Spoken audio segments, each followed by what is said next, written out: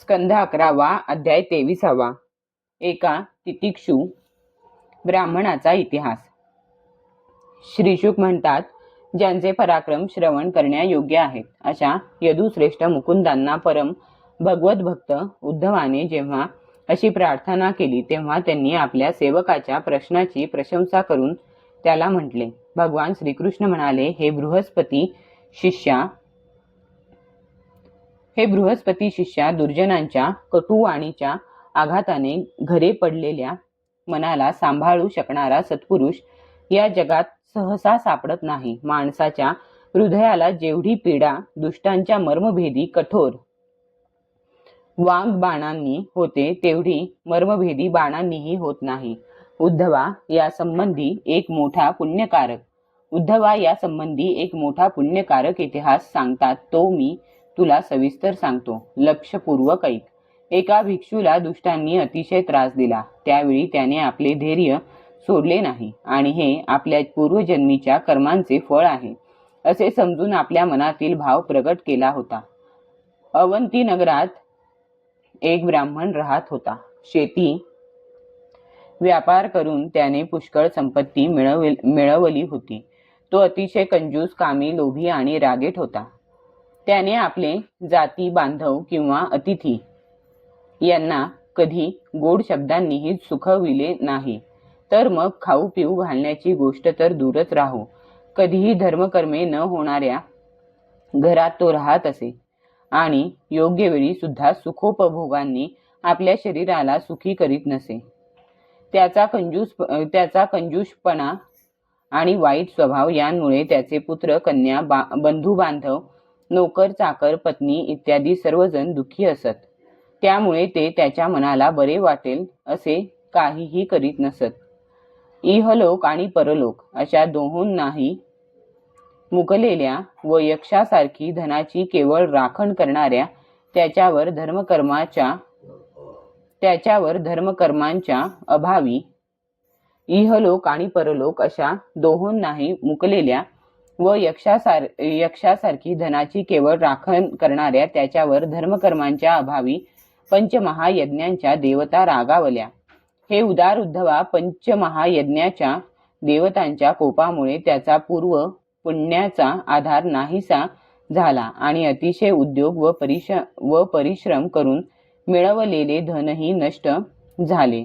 उद्धवा, त्या अधम ब्राह्मणाचे काही धन त्याच्या कुटुंबियांनी घेतले, काही चोरांनी चोरून नेले, काही दैवी कोपाने नष्ट झाले, काही काळाच्या प्रभावाने नाहीसे झाले, काही इतर माणसांनी घेतले आणि उरले सुरलेले धन राजाने काढून घेतले. अशा प्रकारे त्याची सर्व संपत्ती निघून गेली. त्याने धर्म जोडला नाही की सुखोपभोग घेतले नाहीत. इकडे त्याच्या सोयऱ्या धायऱ्यांनी सुद्धा त्याच्याकडे पाठ फिरवली. आता त्याला भयानक चिंतेने घेरले. धन नाहीसे झाल्यामुळे सतत त्याच काळजीने त्या बिचाऱ्याच्या मनात खेद उत्पन्न झाला. अश्रूमुळे त्याचा गळा दाटून येऊ लागला. परंतु यामुळेच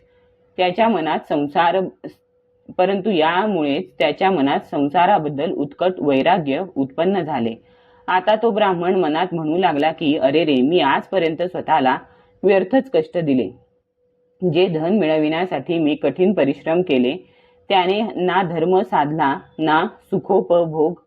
कंजूस माणसाला धनापासून बहुधा कधीच सुख मिळत नाही. या लोकी तो धन मिळविणे आणि त्याच्या रक्षणाच्या चिंतेने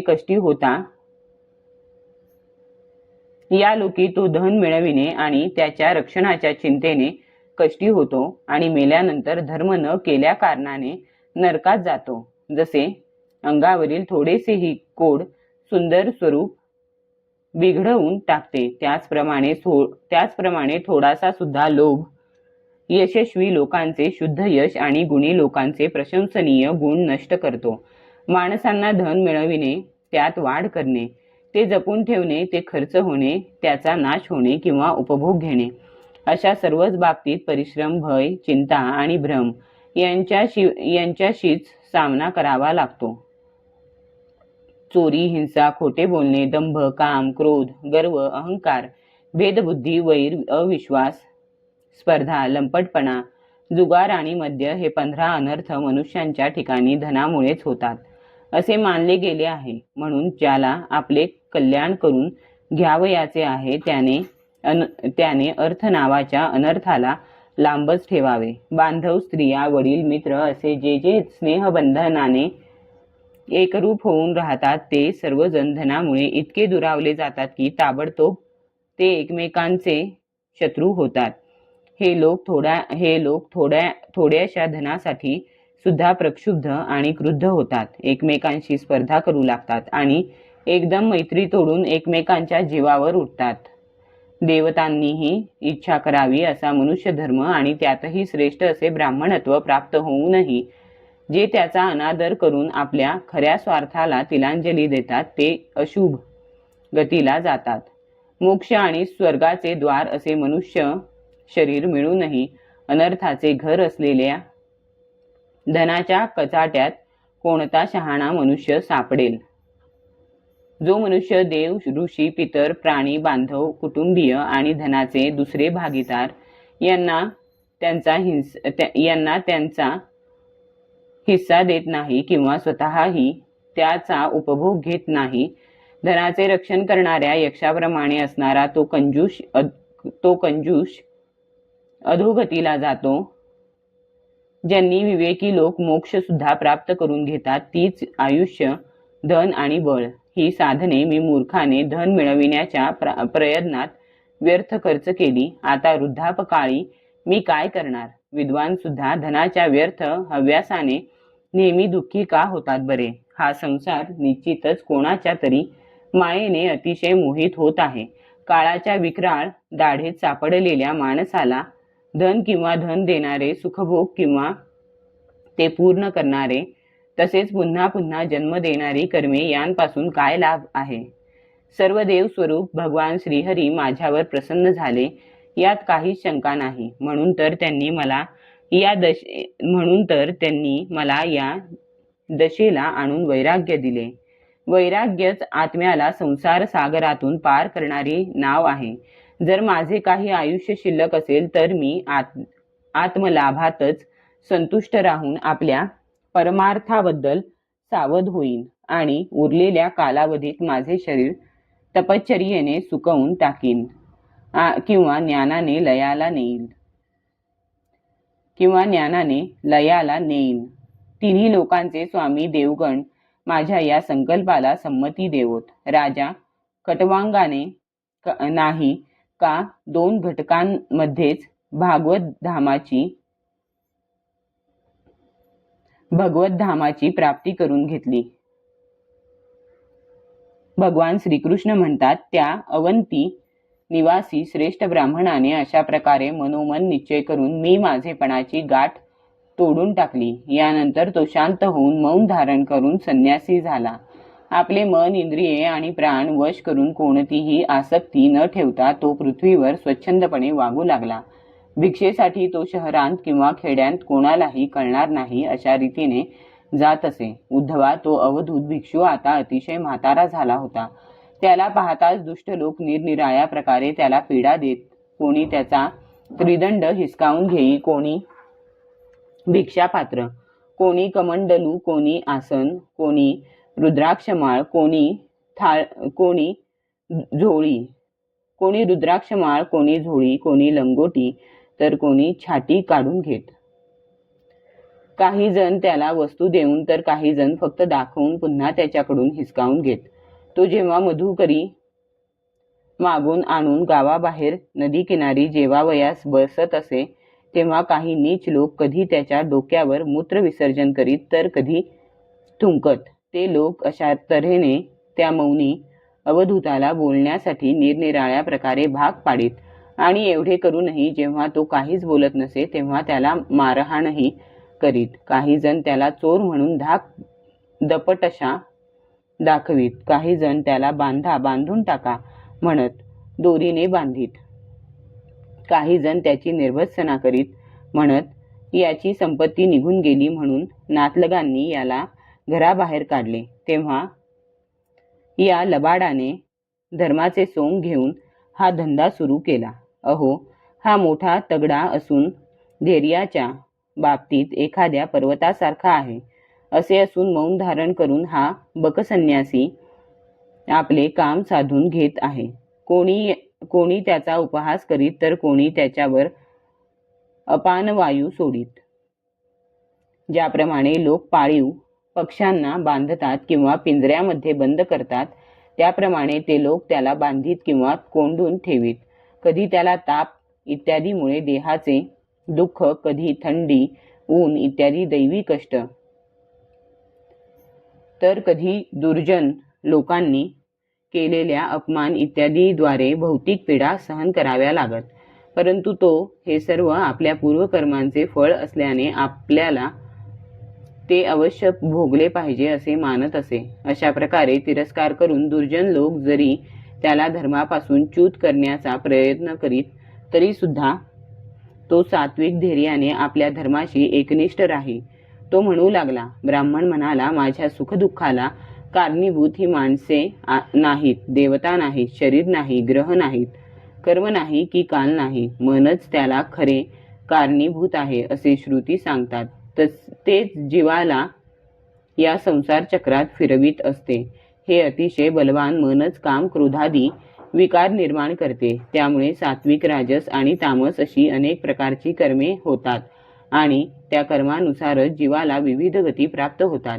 क्रियाशील मनाबरोबर राहूनही ज्ञानशक्ती प्रधान जीवाचा सखा आत्मा निष्क्रिय असून जीवाला साक्षी रूपाने पाहतो. परंतु जीव आत्म्याच्या ठिकाणी संसार भासविणाऱ्या मनाला बरोबर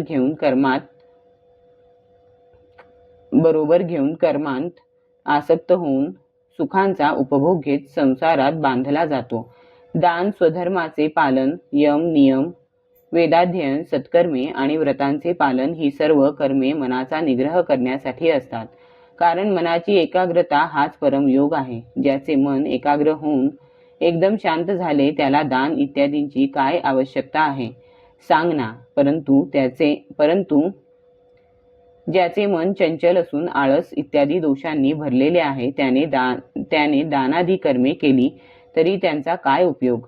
मन ताब्यात आल्यानंतर इतर इंद्रिये वश होतात. इंद्रिये मनाला वश करू शकत नाहीत. कारण मन हा बलवानांपेक्षाही बलवान भयंकर देव आहे. जो या मनावर नियंत्रण मिळवतो तो देवांचाही देव होतो. मन जिंकण्यास कठीण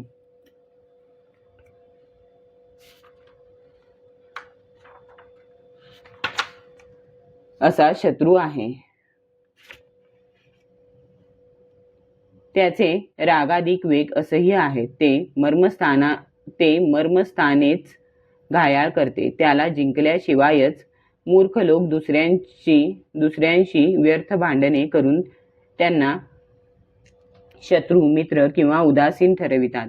अविवेकी माणसे या केवळ मनकल्पित शरीराला मी माझे मानून हा मी आणि हा दुसरा या भ्रमाने या शेवट नसलेल्या संसारात भटकत राहतात.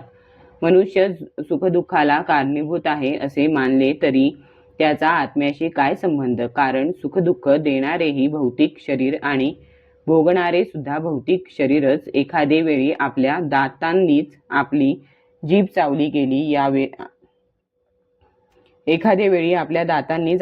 चावली गेली आणि वेदना होऊ लागल्या तर त्या मनुष्याने कोणावर रागवावे. दुःख देण्याला देवता कारण आहेत असे मानले तरी आत्म्याचा त्या दुःखाशी काय संबंध आहे.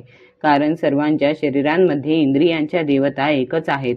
म्हणून जी दुःख देणारी तीच दुःख भोगणारीही ठरते. जसे आपल्याच एका अवयवाने दुसऱ्या अवयवाला इजा केली तर माणसाने कोणावर रागवावे. सुखदुःखाचे कारण आत्मा आहे असे मानले तर त्याचा इतरांशी काय संबंध. तो त्याचा स्वभाव ठरेल. कारण आत्म्याव्यतिरिक्त आणखी काहीही नाही. काही भासमान होत असेल तर ते खोटे आहे. म्हणून सुखदुःखही नाहीत. मग रागाचे कारणच काय. सुखदुःख देणारे ग्रह आहेत असे मानले तर अजन्मा अशा आत्म्याला सुखदुःख देण्यास ते कारणीभूत ठरू शकत नाहीत. कारण जी शरीरे ज्या लग्नावर जन्मतात कारण जी शरीरे ज्या लग्नावर जन्मतात त्यांनाच ग्रह त्रास देऊ शकतात. आत्म्याचा त्यांच्याशी काहीही संबंध नसल्याने तो क्रोध कोणावर करणार? जर कर्मांनाच सुखदुःखाचे कारण मानले तर त्यांच्याशी आत्म्याचा काय संबंध? कारण जी एकच वस्तू चेतन व अचेतन असते तेथेच कर्म घडते. देह अचेतन आहे आणि त्यात राहणारा आत्मा चेतन असला तरी केवळ साक्षी आहे, म्हणून कर्मच संभवत नाही. मग तो कोणावर क्रोध करील? काळ हा सुखदुःख देणारा आहे असे मानले तर काळ आणि आत्मा तर एकच होत. अशा प्रकारे आत्म्याला आत्म्याकडून त्रास दिला जाऊ शकत नाही.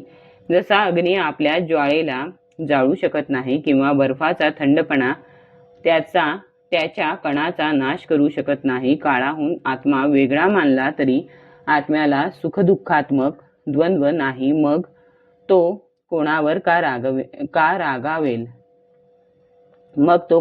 का रागावेल? प्रकृतीच्या पलीकडील आत्म्याला कोणाच्याही द्वारे कोठेही कोणत्याही प्रकारे द्वंद्वाचा स्पर्श होत नाही.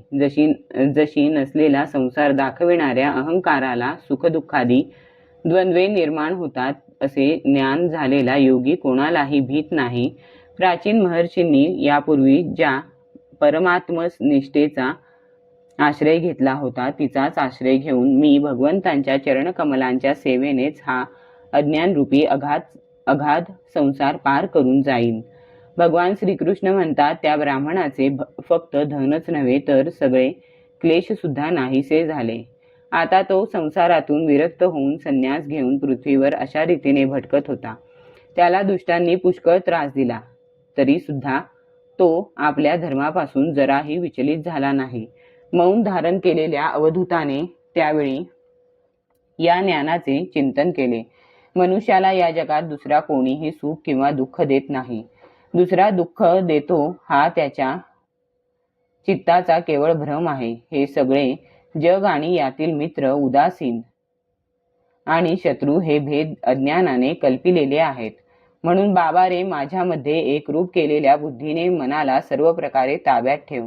बस, सर्व योग साधनेचे हेच सार आहे. भिक्षूने गायलेले हे ब्रह्मज्ञान जो कोणी एकाग्रतेने ऐकतो, दुसऱ्यांना ऐकवितो आणि यानुसार वागतो, तो कधीही सुखदुःखादी द्वंद्वाने खचून जात नाही.